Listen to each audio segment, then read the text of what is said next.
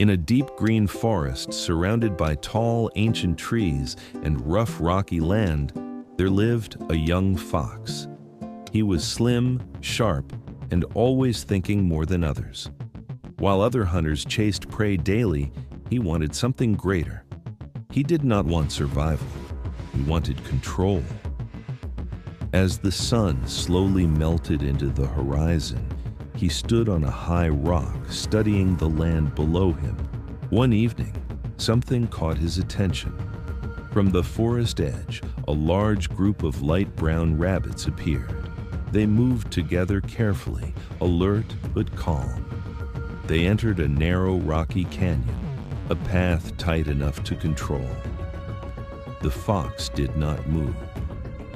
He watched. He did not attack that day. He waited.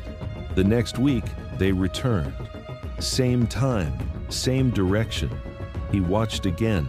Patterns were forming, and patterns could be controlled. After many evenings of observation, a powerful idea formed. The canyon had one narrow exit. If that exit was blocked with fallen branches, the herd would have no escape.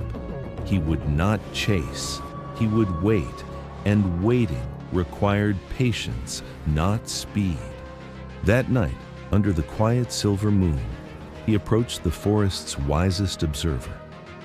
High above on a thick branch sat a large gray-brown owl. Her feathers were layered and heavy. Her golden eyes were deep and still. She did not interrupt the night. She only watched it. The fox looked up and spoke proudly. He lifted his head with confidence. "I have discovered something powerful," he said. His voice was calm, but inside him was pride. He believed he had seen what no one else had seen. He believed he had outsmarted the forest itself. The owl did not interrupt him. She listened quietly. The owl blinked slowly. "If your idea is strong," she said softly, "build it quietly." There was no anger in her voice, only calm advice. But the fox smiled slightly. He did not think silence was necessary. "When they return next month," he declared, "I will own that canyon." He imagined himself standing over success. The owl remained silent. Silence can mean agreement, or it can mean wisdom. But inside Owl's mind, something shifted. Owl now knew the timing. Owl now knew the location. Owl now knew the opportunity. The fox thought it was sharing success. What it had actually done was begin a silent competition. The fox began gathering branches. Piece by piece, he built his barrier. He felt ahead of everyone. But high above, the owl had begun her own preparation. She did not gather wood. She gathered information. The fox worked from the ground. The owl worked from the sky. From above, she could see patterns he could not. She mapped the herd's movement. She studied their pauses. She had heard the timeline first. She had time to move sooner. Night after night, the owl flew lower near the canyon, not to warn, not to interfere, but to claim presence. The herd of rabbits noticed. They are cautious creatures. They respond to changes. The day finally arrived.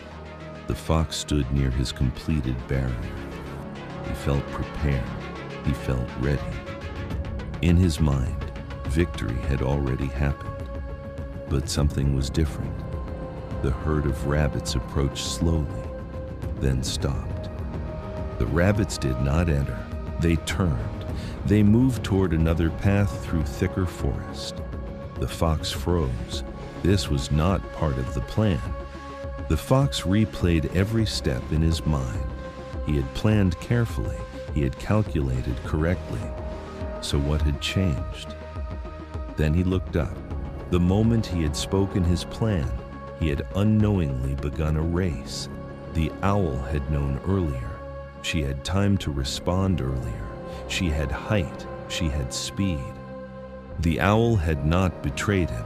She had not warned the herd. She had simply moved first because she knew first. And knowing first is advantage. In today's world, information travels faster than action. The moment you share your plans, ideas, or strategies, you do not just express them, you release them into a competitive environment.